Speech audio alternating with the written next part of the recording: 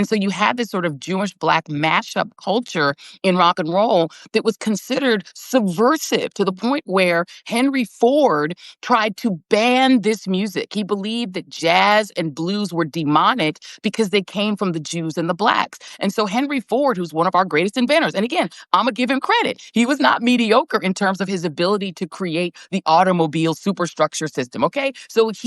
But he was also terrified of this other culture. And he wanted it banned so much that he said, we need to create our own form of culture. And basically, they created square dancing as a counter to jazz and blues. They said, we need square dancing. Let's try to get every child in America to do that, this square dance, to the point where it became inculcated in our school system, to the point where when I was growing up, we had to learn square dancing at school. And most kids who grew up in my era, I'm Generation X, had to learn square dancing because they were trying to force this to be our culture in contravention to jazz and blues and rock and roll, which they thought was subversive because Jews and Blacks were involved.